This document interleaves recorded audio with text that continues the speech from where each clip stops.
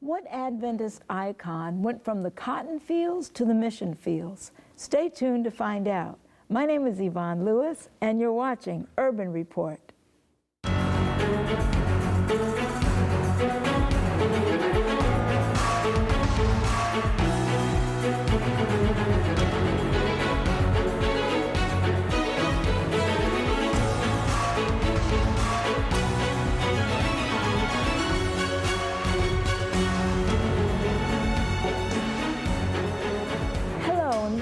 Urban Report. My guest today is Dorothy Knight Marsh, author of the Anna Knight biography, From the Cotton Fields to the Mission Fields. Welcome to Urban Report, Dorothy. Thank you for having me. Oh, it's so great to have you.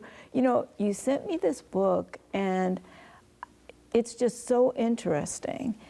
First of all, what is your relationship to Anna Knight? Because the book is a biography, Anna Knight. What was your relationship to her? Anna Knight was my great aunt. Ah. Yes. Mm-hmm. I used to see her at Oakwood. I lived at Oakwood as a child, and I would see her on the campus, and I regret now that I never had a conversation with her. I didn't know her journey, but your book so beautifully outlines her journey. But before we talk about her journey, let's talk a little bit about your journey. What made you write this book? Well, I found this information, all of her information, but then I found the handwritten copy of her biography, and I thought that maybe I should just share this. And so with the new information that I found and incorporate that into the biography that she had already written, and to update it. And I found a lot of information with interviews. It was just so much information. I just wanted to share it with the rest of the world. Yeah, because her life was so interesting. Mm-hmm. Where were you born? I was born in Soso, Mississippi, but Ah. I left there as a young child, about 5 years old. And we moved around quite a bit and lived in cities. My father was a builder for the conference, and he built a lot of churches, so we moved around quite a bit. So you grew up in a Christian home. Yes. And when your father was a builder for which conference? Well, we worked for several conferences, built several churches in different conferences. And, but I spent a lot of time at Oakwood, growing up mainly at Oakwood as a young child, and then entered the academy there. Okay, and so your whole background then was kind of church focused? Yes. Yeah, and so did you decide at an early age that you wanted to be an author, or did you take a different career path? What career path did you take? Well, I was a businesswoman. My husband and I had our own business for years, and I didn't start out to be an author. No, because that was not my journey at that time. But then when I found this information, then I started writing the book, which took me about 15 years because as usual, life just gets into the way. Right. So once we retired and moved back to my birthplace of Mississippi, then I decided I would get really serious and finish the book. Ah, so this was not something that you did in like a year or 6 months. This was a 15-year journey. Wow. Was it like giving birth? Like, did you feel like when it was done? How did you feel when it was done? When it was done, it was like giving birth because I wanted, when it got near to the end, I just wanted to hurry up and push this book out. So I wanted to get it done. Yeah. So when it finally happened, I was just so happy. Oh, I'm sure. Let's talk about Anna Knight. First of all, her parents, her family situation. I found it to be very interesting. Explain that to our viewers. She had a very interesting family. Her father was a white farmer. Her mother was a mulatto woman, and she had 2 sisters and 1 brother. Now, they lived in an area called Jones County. It was Jones-Jasper County, and it was just like a compound where it was from a mixed racial community. It was the first mixed racial community in that area. So therefore she kind of stayed in that community with her mother, and with her brothers, her aunts, and her uncles all stayed in that community. So, so her dad was Newt Knight. Was Newton Knight. About whom they made the movie. Yes, Was The Free State of Jones. The Free State of Jones. So her dad was Newt Knight. Her mom was Georgianne. Georgette? Georgianne. Georgianne. Mm-hmm. And so when you say it was a mixed community, do you mean it wasn't segregated? When you say it was a mixed community, was it a segregated community, or were blacks and whites living together? How was that? Well, there was, Newt was a very busy man. He had an all-white family. He had 2 mixed race family. Oh. So he had a family by my great-grandmother Rachel, who died at an early age, and then he had a family by Georgianne. And they were all mixed, you know, the white and black. 2 black to be white and 2 white to be black. Yeah. So they lived there. You know, when I would see Sister Anna Knight on Oakwood's campus, she looked white. Yes. I mean, she absolutely, I guess, passed for white in certain environments. And so but they were called at that time white Negroes, correct? Correct. In the book you said. Yes, they were called white Negroes. White Negroes. Mm-hmm. And so what kind of life, like, as a white Negro, were you, could you pass like in certain environments, or people knew that you were black, so you didn't fit in anywhere? How was life as a white Negro? Well, some of them left the area and did pass for white and lived as white most of their lives and still do. And then the others that stayed there, everybody knew who they were, but they never bothered. It was just something nobody never talked about. But they knew exactly who they were and who we were living there, but no one just never talked about it. They just said, those are the Newt Knight's children from Jasper County, and that was it. And did the black children associate with the whites, the brothers and sisters from Newt Yes. Knight? So the family, the children played together and knew each other as sisters and brothers? That is correct. Mm-hmm. Huh. And so how did I know I'm asking all this. These are questions I'm pretty sure viewers would want to know, because you kind of automatically ask this, like, how did the white wife deal with the black wife? I mean, how did they get along? At first, they did not get along, and she had left at one point, but she came back. Who, the white wife? The white wife, Serena. She left at one point, but she came back. And Rachel, like I said, died at an early age, and they didn't associate that much. But Newt took care of all of them, all the children, all of his wives. He took care of them in his own little community there that he had established. It's a little area called Sixtown, Mississippi. So he established that community, and he just took care of all of his families, the white, half white, and another half white. So he kind of he was a man that nobody questioned him, and he could do exactly what he wanted to do. Was he a wealthy man? Not a wealthy man, but he was a hard worker, and he owned a lot of land. But he wasn't wealthy by any means, but he was just a hard worker that took care of everyone, not only his family, but during the war, he took care of all the other families and the widows that was left from the war. He was the one that gave them the food and the shelter that they needed during the Civil War. So he was a man that you loved or you hated. So, Interesting character. Yes. Did he consider himself a Christian, or because he was a polygamist? I mean, he had all these different wives, but he probably wasn't legally married to the black ones, because you couldn't legally marry back in those days. You couldn't mix races at that time. No, but it was sort of like a common law marriage between the wives. But you know, like I say, he played by his own rules. Yes, he called was a Baptist, I think, but he called himself a Christian man, but I don't know how you could say that. It's perspective. Yeah. So it was out of that environment that Annanite was born into a mixed household. That's correct. How often was her dad around? Was he around regularly? Was he there on a regular basis to parent her, or did her mom just kind of have to do it?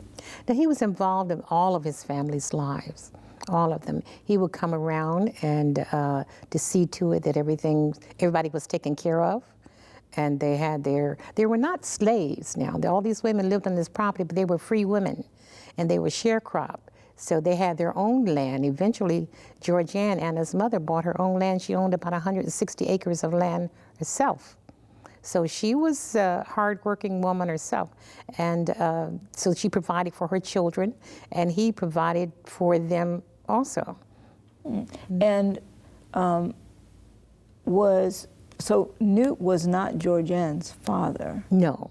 Okay, so Rachel was Georgianne's mother. Right. But Newt was not. And so Georgianne grew up, and then Newt married her. That's correct, yeah.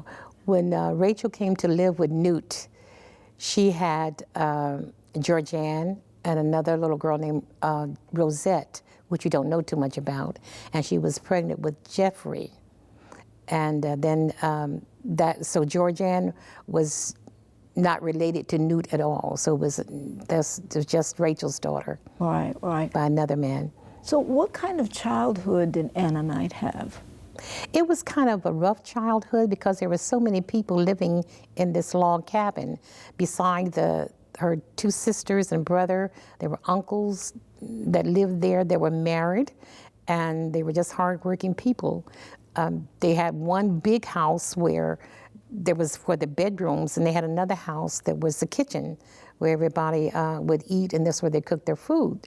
But Anna always felt like she was in the way and pushed around because there was just so many people. So she spent a lot of her time out in the woods, nature, and that's why she loved to go and take her dog and go to the woods and eat the wild berries and nut grass and muscadines, and that's what she preferred to do.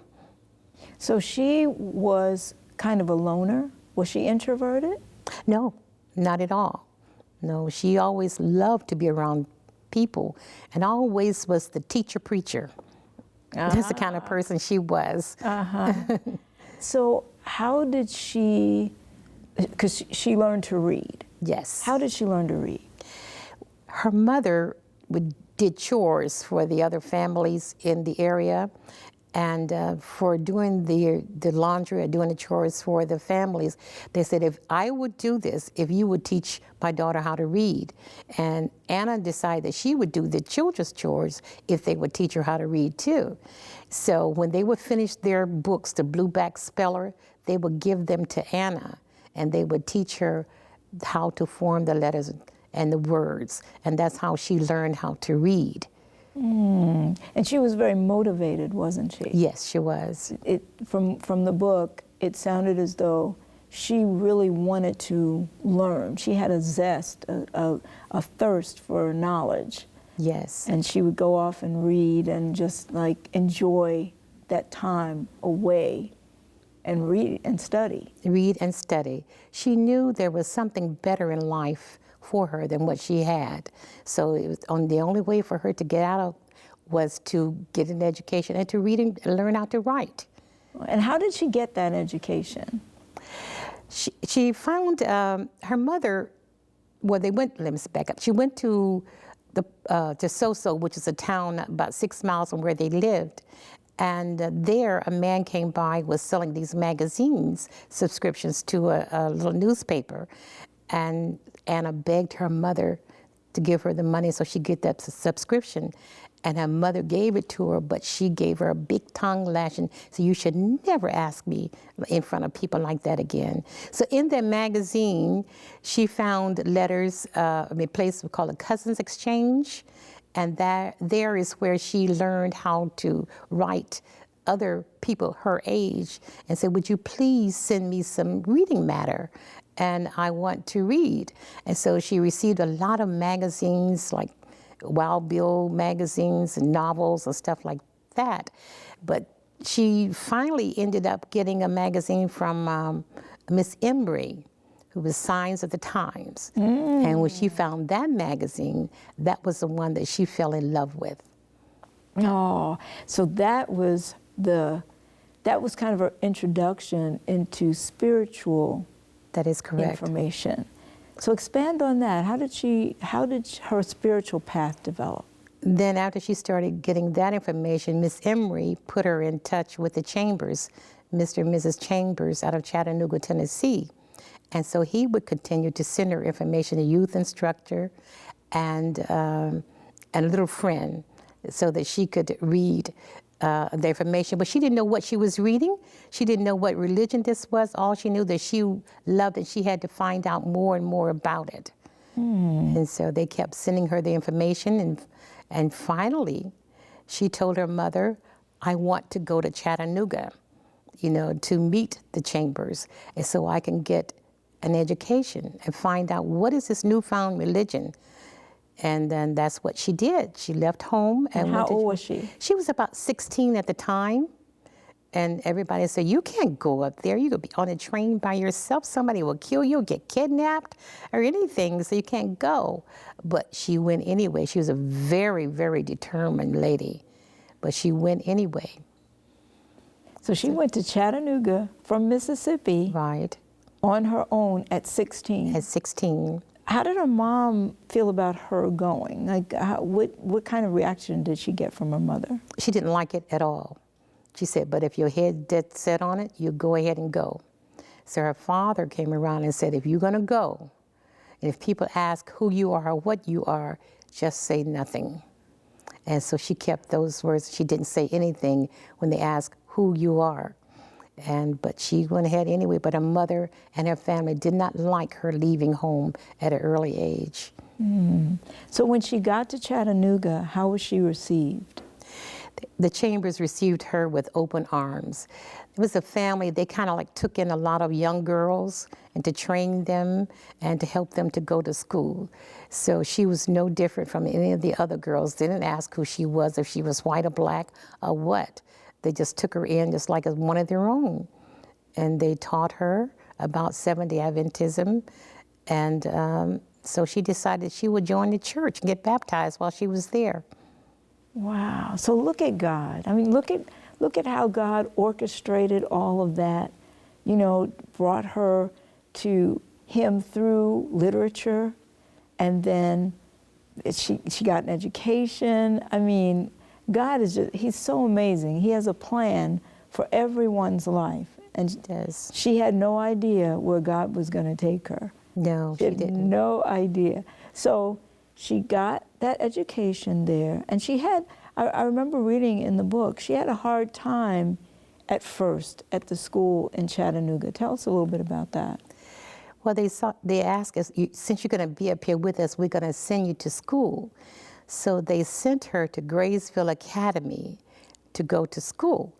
And while there, the other student says, we have somebody in our classroom, a gringo, they call her, and we don't know who or what she is, but if she's in our classroom and we don't want to come back to school. So the parents said, if you don't take this person out of this classroom, we will not send our children back to school. So she only attended a real school for one day. And she had to leave the school, and the Chambers taught her, homeschooled her. So how beautiful of them. They didn't send her back. They didn't send her back. They homeschooled her. And then she left there and went where? To Mount Vernon Academy. And they prepared her to go to Mount Vernon Academy, and that was further away from home. She didn't tell her mother. Mother didn't know where she was going, but she would write the letters back to her and tell her, I'm in Mount Vernon, Ohio now, going to Mount Vernon Academy. She always made sure their mother knew where she was, even though her mother did not answer her letters. Could her mother read? Yes, she could read. Okay. If she couldn't, she had someone to read it for her, but she understood. Yes, but she never answered her. Never answered her. Wow. So from the academy, where did she go?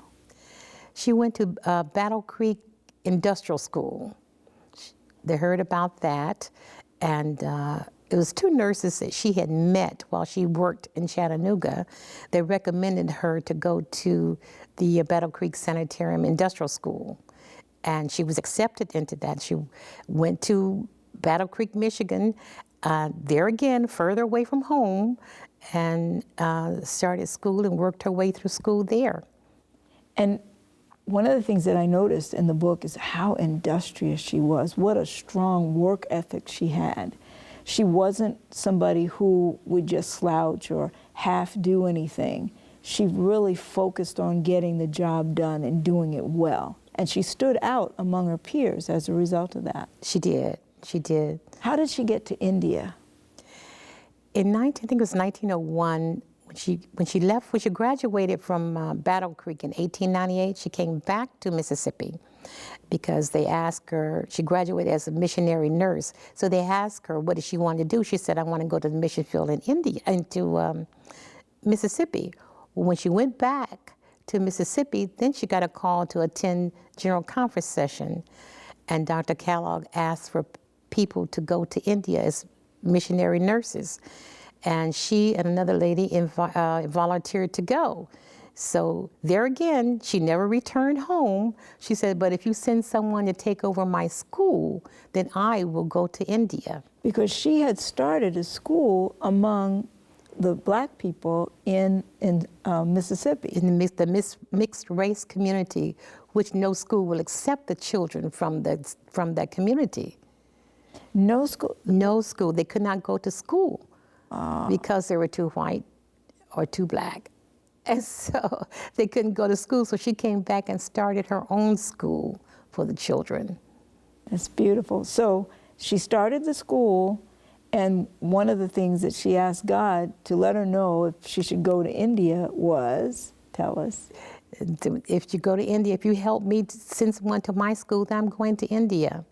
She prayed all night and cried all night. And she made up her mind that she's going to go ahead to India. They did find someone to go to her school in Mississippi. And she went to India as a missionary nurse. Wow. What happened to her while she was in India? She did a lot of things. She worked, first she started out in Calcutta, but then she heard about the Kamratar mission that needed people, needed some help there.